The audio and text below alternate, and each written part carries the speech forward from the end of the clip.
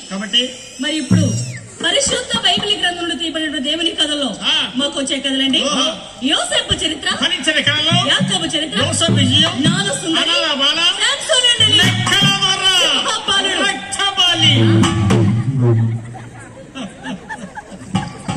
మరి సోదరి సోదరులారా, పరిశుద్ధ బైబిల్ గ్రంథంలో తీయబడిన దేవుని కథల్లో మాకు వచ్చే కథలండి. యోసేపు చరిత్ర, యాకోబు చరిత్ర, జ్ఞాన సుందరి, శాంసన్ డెలీలా, ఈ కథలు మాకు వస్తాయండి. ఈ కథలో ఏదైనా ఒకటి మీకు నచ్చింది, మాకు వచ్చింది, అంటే మీకు వచ్చింది, మాకు నచ్చింది. వారికి వచ్చిన కథలు చెప్తావా? చెప్పలేదు. నీకు వచ్చిన కథలు చెప్పడానికి వచ్చావా? మనకు వచ్చింది చెప్తా. వారికి వచ్చిన మాట్లాడేంటి? నేను అన్నా ఇతనేగా అంది. నాయన ఎవరన్నా ఏదన్నా మనకు వచ్చిన కథలోనే మనకు వచ్చిన కథలు కోరుకోరు. అది ఒకవేళ మనకు రాని కథలో వారికి వచ్చిన కథ కోరుకున్నారనుకో అప్పుడు మనం ఇక్కడ చెప్పేది ఎవరో తెలుసా నాయన? బుర్రకథే అనుకుంటున్నావా? అందుకే నీ మొహం అలా వచ్చింది. బుర్ర కథ కాదు నాయన, కర్ర కథ. కర్ర తీసుకుని పొలిమర దాటేంత వరకు పరిగెత్తిస్తారు. అమ్మాయి గారు 10వ రేటు ఈ పట్టణానికా? తెలుసుకోలేదా? తెలుసుకోలేదు. మరి వచ్చిన దగ్గర నుంచి ఏం చేస్తున్నావు? తిరిగి వచ్చా త్వరగా. అది తెలుసుకుందా పరిగెత్తుతూనే ఉంటాం. కాబట్టి మరందరూ కూడా ఎంతో ప్రేమతోటి కథను వినాలని ఆశతో ఉన్నారు. కాబట్టి మనకు వచ్చిన కథలో మనకి నచ్చిన కథలు కోరుకోమని. అబ్బా అంటే మరి మాకు వచ్చిన కథలో తెలియజేస్తాం కదమ్మా. యోసేపు, యాకోబు, జ్ఞాన సుందరి, సంసోన్, డెలీలా. మరి ఈ కథలో మీకు నచ్చిన కథను కోరుకుంటే ఆ కథను ప్రారంభం చేసుకుందామండి. ఇక మీదే ఆలస్యం. ఏ స్టోరీ చెప్పుకుందాం? యోసేపా, యాకోబా, జ్ఞాన సుందర, సంసోన్, డెలీలా? యాకోబు. అబ్బా యాకోబు. ఓకేనండి, చాలా సంతోషం. మరి ఆది కాలం నుంచి వస్తున్నటువంటి కథ మన బైబిల్ కథ. చిన్న పెద్ద అందరికీ కూడా చక్కగా కళ్ళకు కట్టినట్లుగా అర్థమయ్యేటువంటి కథ యాకోబు చరిత్ర. యాకోబు అంటే సామాన్యుడు కాదు, పడి లేచిన కెరటం లాంటి వాడు. మరి యొక్క యాకోబు చరిత్రను వింటే మన జీవితాలు ధైర్యం అవుతాయి. కాబట్టి ఈ సిలువ జాతరలో మరి ఒక దేవుని భక్తుని చరిత్రను విన్నాము అనేటువంటి ఆశ మనందరికీ ఉంటుంది. కాబట్టి ఈ కథను మీరందరూ కూడా చక్కగా ఫస్ట్ నుండి లాస్ట్ వరకు వింటేనే కథలో ఉన్న సారాంశం తెలుస్తుంది. వ్యర్థమైపోతుందండి. ఎవరో వచ్చారు ఏదో చెప్పారు వెళ్ళిపోయారు అని అనుకోకుండా మీ మనసులో దేవుని లగ్నం చేసి చెప్పాడు మన కథలు చక్కగా విని అందులో మన నీతిని మనం అందరం కూడా అర్థం చేసుకోవాలని మీ అందరికీ మన ముందుగా తెలియజేసుకుంటూ ఈ యొక్క యాకోబు చరిత్ర కథను ప్రారంభం చేస్తాం. తగదా చందరగ తరిగిన చందరిగా కొంచెం సౌండ్ తగ్గించండి. దానికి ఎక్కువ పెట్టాలి, ఇది తగ్గించాలి. ఇట్లా ఎక్కువ పెట్టాలి. దానికి తక్కువ ఉండి వీటికి ఎక్కువ ఉండాలి. హలో ఈ సెంటర్ దానికి కొంచెం ఉన్నా కొంచెం తగ్గించమండి. అలా వచ్చండి. కదా చందరగ తరిగిన చందరిగా అయ్య శ్రీ జయ పరిశుద్ధ యెహోవా దేవుని చిత్తమందు తలసి దేవా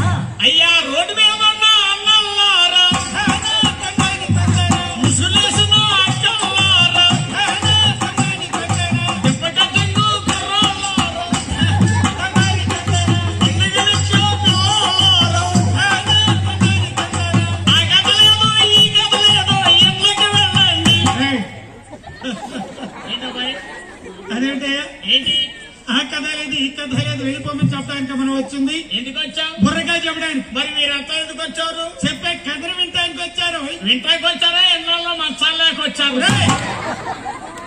ఓరి దరిద్రుడు మంచాలేది మనుకురా మీరందరికీ డబల్ గడ మంచాలు ఉన్నాయి. నీకేం తెలుసు? చూడలేదా ఆఫీస్ లో? చూసాం.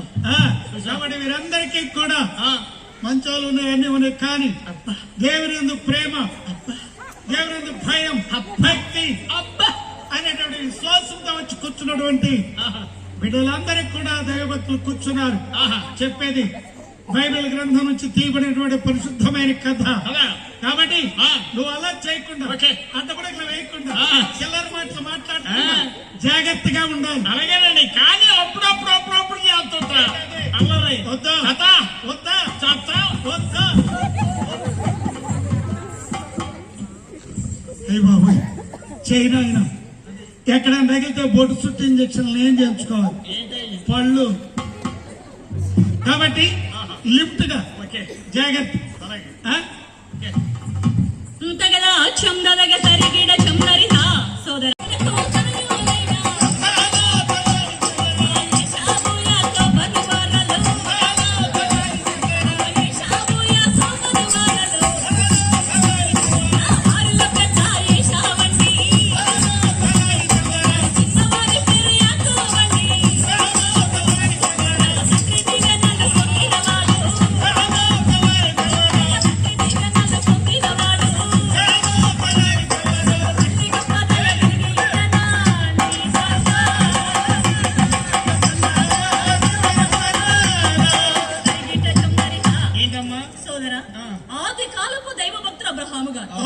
అబ్రహాము గారి కుమారుడు ఇస్సాకు గారు. ఇస్సాకు గారికి 20 కుమారులు సోదర. ఇద్దరు కుమారులు. ఎవరెవరు? పెద్దవారి పేరు ఏశావు, చిన్నవారి పేరు యాకోబు. ఆ 20 కుమారుల్ని కూడా తండ్రి గారు ఒకరిని, తల్లి గారు ఒకరిని ప్రేమిస్తూ ఉన్నారు. తండ్రి గారు ఒకరిని ప్రేమిస్తున్నారు. పెద్దవాడైనటువంటి ఏశావుని తండ్రి గారు ప్రేమిస్తున్నారు. చిన్నవాడైనటువంటి యాకోబుని తల్లి అయిన రిబ్కా ప్రేమిస్తూ ఉన్నారు. పెద్దవాడు అంటే తండ్రి ప్రేమిస్తాడు. అవును. చిన్నవాడిని తల్లి ప్రేమిస్తాడు. మరి నారాయణ నడుకోండి ఆశ్రమం. ఎందుకు అలా అనుకుంటున్నావు నాయన? మా ఇంట్లో నడుకోండమ్మా. నేను నడపడవా? మీ తల్లిదండ్రులు సరిగా చూడటం లేదా? ఎందుకు చూడడం లేదు? ఒకసారి ఆలోచన చేసావా? అర్థం కావట్లే. అంత దొరకలేదా? నేను చెప్తాను, చెప్పండి. నీ ప్రవర్తన బాగుండు. మీ తండ్రి గారు ఒకరి చెప్తే ఒక చోటుకు వెళుతూ, ఒక చోటుకు వెళ్ళాలంటే వేరే చోటుకు వెళుతూ, మీ తల్లిదండ్రుల మాట వినకుండా వాళ్ళకి వ్యతిరేకంగా తిరుగుతున్నావే. అందుకే మీ తల్లిదండ్రులు అలా చూస్తూ ఉన్నారు. అంటే మరి ముసలోళ్ళ మాట తల్లిదండ్రులు ముసలి వాళ్ళు వింటే పుట్టుకతో లేకుండా పోతావు. మమ్మల్ని మా నాన్న అయితే కాళ్ళు పట్టుకుని వసూరులోకి ఇడ్చారు. చూసారండి ఎంత ధీమాగా మాట్లాడుతున్నాడు. వాళ్ళ అమ్మ నాన్న కాళ్ళు పట్టుకుని వసూరు ఎక్కించాడు. ఏరా మీ అమ్మ మీ నాన్న కాళ్ళు పట్టుకుని వసూరు ఎక్కించానంత ధీమాగా మాట్లాడుతున్నావు కదా. మరి రేపు ఈ పరిస్థితి దేవుడు అరగటం కాదు నాయన. తాత దాగిన బొచ్చ తల క్రిందే ఉంటుందంట. ఇవాళ నువ్వు ఎలా చూస్తున్నావు, రేపు నీ పరిస్థితి కూడా అలాగే ఉంటుంది. అది గుర్తు పెట్టుకో. లేదంట 4 కట్ చేయాల్సి వచ్చింది. ఒకవేళ విన్నామనుకో, పెద్దవాడు ఏశావుతో పాటుగా చిన్నవాడు యాకోబుతో పాటుగా నిన్ను కూడా సమానంగా చూస్తాడు. లేదంటే నీ కర్మ అనుభవించు. ఇక నిన్ను బాగు చేసేవాడే చూసేది. సరేనాయన నువ్వేమైపోతావు మాకెందుకు? నేను చెప్తున్నావు ఇంతవా విను. లేదంటే నీ కర్మ. ఇక్కడ పెద్దవాడు ఏశావుని, చిన్నవాడు యాకోబుని తల్లిదండ్రులు ఎవరు చక్కగా పెంచి కట్ చేస్తున్నారండి. అయితే పెద్దవాడైనటువంటి ఏశావు ఎప్పుడు అరణ్యంలో వేటాడుతూ ఉండేవాడు అనమాట. తెలీదా? మంచి విలువిద్య గలవాడు. ఏంటది విలువిద్య అంటే? గోళీలు ఆటమండి. అసలు విలువిద్య అంటే ఎలా ఉండదు తెలుసా? చిన్ననాడు విల్లు పట్టారా, విల్లు పట్టారా,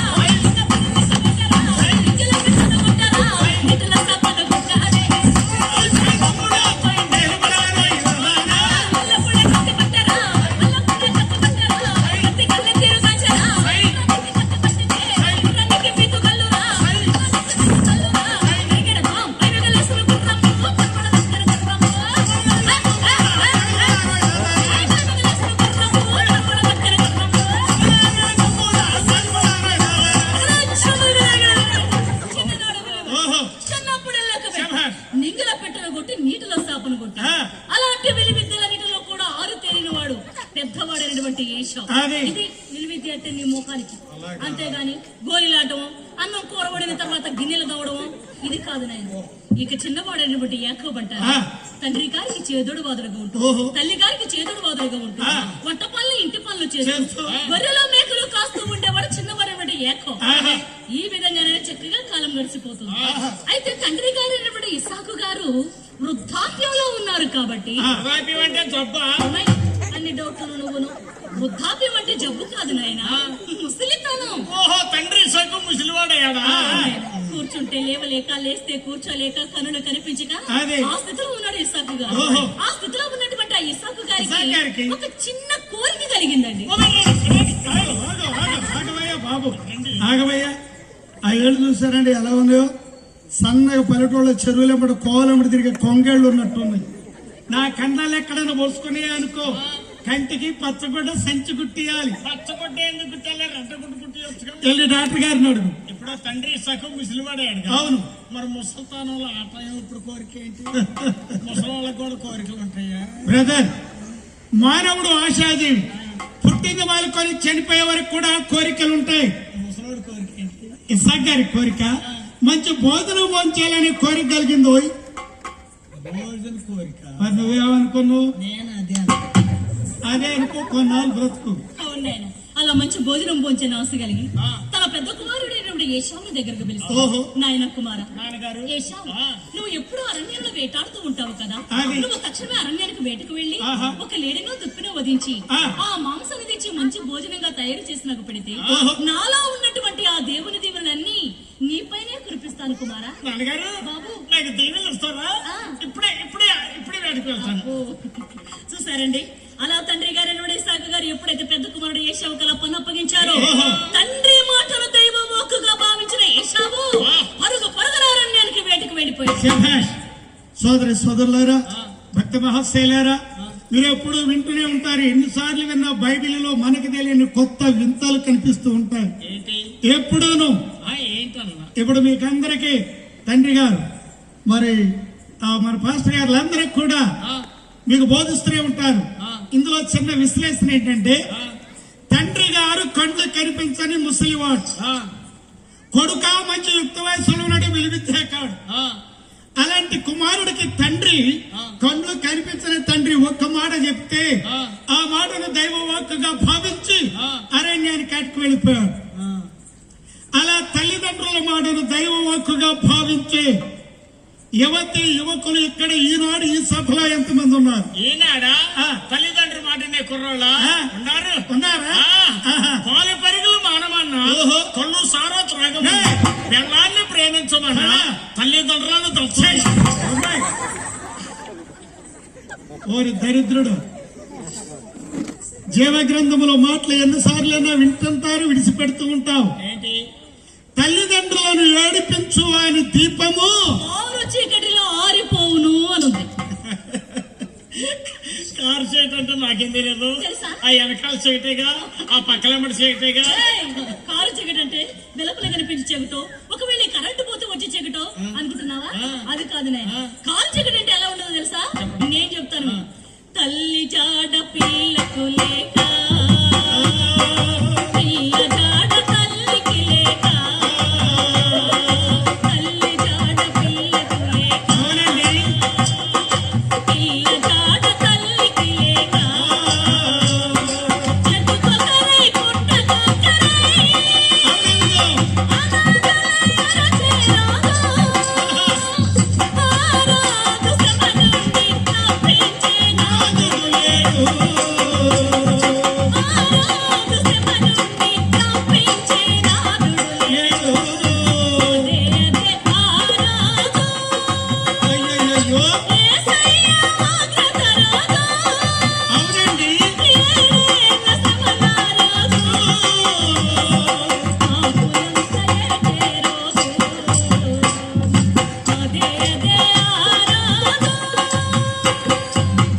తల్లి జాడ పిల్లకుండదు, పిల్ల జాడ తల్లికుండదు. చెట్టుకొకరు పుట్టుకొకరు అనాథల ఏడ్చే రోజు అదే కారు చీకటి అంటే. అదే. కారు చీకటి అంటే ఏమన్నాడండి? వెలుపల కనిపించే చీకటి. ఒకవేళ కరెంటు పోతే టార్చ్ లైట్ పెట్టుకుంటాను, ఆ. సెల్ లైట్ వేసుకుంటాను, ఆ. క్యాండిల్ వెలిగించుకుంటాను, దీపం బొట్టు పెట్టుకుంటాను అనుకుంటున్నావా? అది కాదు నాయన. ఇంకా అర్థమయ్యేలా చెప్పండి. కార్ చికెన్ అంటే ఎలా? అర్థం కాలేదా? నాకు అర్థం కాలే. ఒక్క మాటలో నీకు అర్థమయ్యేటట్టు చెప్తాను మీరు. చెప్పండి. ఈనాడు మనకందరికీ టీవీలు ఉన్నాయి. ఆ టీవీ లేదు. నిన్ను ఎవడు అడిగింది? మనందరూ టీవీ సరే ఆ టీవీ లేదు. లేక టీవీ లేదని చెప్పడానికి వచ్చాడు. ఎక్కడ కృష్ణా డిస్టిక్ నుంచి. మా టీవీ లేదండి. విజయవాడ నుంచి వచ్చిండు ఇక్కడ చెప్పడానికి టీవీ లేదు. మా టీవీ లేదు. అరే మా ఊళ్ళో కోతులపాతి పల్లెటూరు అండి. కోతులు పట్టడానికి వచ్చాడు. చిన్న చెట్టు కింద దిగాడు. వాడుకునే 2 టీవీలు. వాడు బ్లాక్ అండ్ వైట్, వాడు కలర్. వాడు ఎలుగుతాడు. మరి నీకెందుకు లేదు? పిల్లల చదువులకి అంతరాయం కలిగేదని టీవీ వల్ల. ఆహా, ఓహో, ఎంత జాగ్రత్త గలవాడండి. వీడికి 2 పిల్లలండి. ఓ అమ్మాయి పెళ్లి చేశాడు, ఇంకో అమ్మాయి ఉద్యోగం చేస్తుంది. ఇంక వీడు కొంపలో చదివేది ఈడా వీళ్ళ ఆవిడ. నీ సైజు ప్రక్కన పెట్టు. టీవీలో చూస్తుంటారు. 3 రోజుల క్రితం సూర్యాపేట జిల్లాలో భార్య భర్తలిద్దరూ డాన్సర్లు ఓ పెళ్లిలో డాన్స్ చేయడానికి వెళ్లి డాన్స్ చేసి కారులో వస్తూ ఉండగా సూర్యాపేట దాటిన తర్వాత ఆగి ఉన్న కంటైనర్ కిందికి దొరబడిపోయింది కారు. పిల్లలిద్దరు, తల్లి తండ్రి ఇద్దరు ఇరుక్కుపోయారు. నన్ను రక్షించండి అని భార్య కేకేస్తుంది. నన్ను రక్షించండి అని భర్త కేకేస్తుంది. పిల్లలు గోలు పట్టించుకున్న ఇద్దరు లేరు, పక్క పక్కనే ఉన్నారు. ఎవరినైనా రక్షించగలిగారా? భార్య భర్తను గాని, భర్త భార్యను గాని, పిల్లల తల్లి గాని పిల్లలు గాని రక్షించారా? అందరూ కూడా ఆ యాక్సిడెంట్ వచ్చి చనిపోయారు. ఇది కారు చేయడానికి కళ్ళ ముందని దొరుకుతూనే ఉంటాయి, చూస్తూనే ఉంటావు, ఏమి చేయలేవు. ఇవాళ నేను యుక్త వయసులో ఉన్నాను కదా, ముసలాన్ని చూసేదేంటి కదా అనుకుంటున్నావేమో. ఇందాకేమంటున్నాడండి వీడు, తల్లిదండ్రులు ఏం చేశాడు అది మీరు చూపించారు. ఆ పని నీకు జరిగింది కాబట్టి ఇప్పుడు తల్లిదండ్రులు నీవు దీర్ఘాయుషమంతుడవై జీవించలాగిన తల్లిని తండ్రిని ప్రేమించు, ఆదరించు, పోషించు, నమస్కరించు. మరి అమ్మ నాన్నకి ఇప్పుడు నమస్కారం చేసి నువ్వు చెయ్యి. కాబట్టి దీని గురించి చెప్పాలని చాలా ఉంది. మనకెందుకు, మీరు కథగానే ఇది కారు చికెన్ అంటే. అవునాయన, ఇక్కడ తండ్రి గారు ఇస్సాకు గారి పెద్ద కుమారుడు ఏశావుకి ఎప్పుడైతే అలా పనప్పగించారు, తండ్రి మాటను దైవ వాక్కుగా భావించిన ఏశావు పరుగుదారని నేను వేటికి వెళ్ళాను. అయితే ఈ మాటలన్నీ ఎవరైనా తెలుసండి, చాటు మాటుగా ఉంది. చిన్న కుమారికి ఎప్పుడు ఆపద కలుగుతుందా అని కంటికి రెప్పలా కాపాడుతున్నటువంటి ఏమిటి వివరాన్ని కూడా పెద్దవాడైనప్పుడు ఏశావుకి పోతే నా ప్రేమ పాత్ర చిన్నవాడు యాకోబు అన్యాయం అలా జరగడానికి వీళ్ళు. ఎలాగైనా కూడా ఆ దీవులని చిన్నవాడని యాకోబుకు దగ్గర చేయాలని చెప్పి ఆ తల్లిదండ్రులు ఏం చేస్తుందో తెలుసండి, పరుగు పరుగు నా చిన్న తల్లి తప్పకొచ్చిన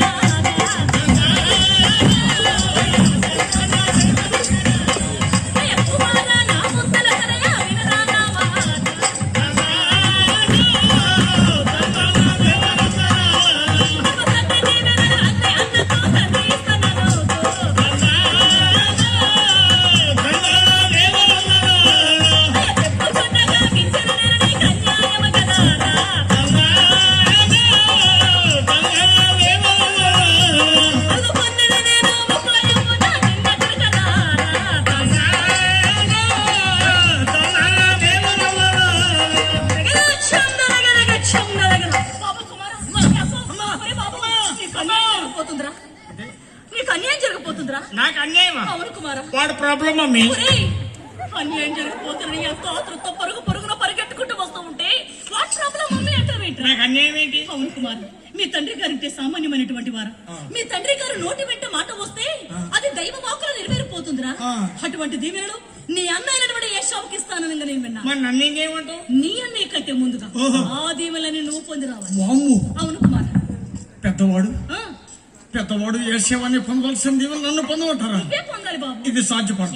నేను నాన్నగారి తప్పు వెళతాను, నాన్నని పిలుస్తాను. నాన్నగారికి అయితే కళ్ళు కనిపించట్లే. ఒకవేళ నాన్నగారు నా స్వరాన్ని, నా గొంతును గుర్తుపడితే అంటే మీ తండ్రి గారిని స్వరాన్ని గుర్తిస్తాను భయపడుతున్నావా? ఒకవేళ మీ తండ్రి గారిని స్వరాన్ని గుర్తిస్తే ఇలా చెప్పు, నాన్న నేను ఎప్పుడు అరణ్యంలో వేటాడుతూ ఉండేవాడిని కాబట్టి నాకు దాహవాదేసి ఓ నాన్న అందందు మడుగుల్లన్నీ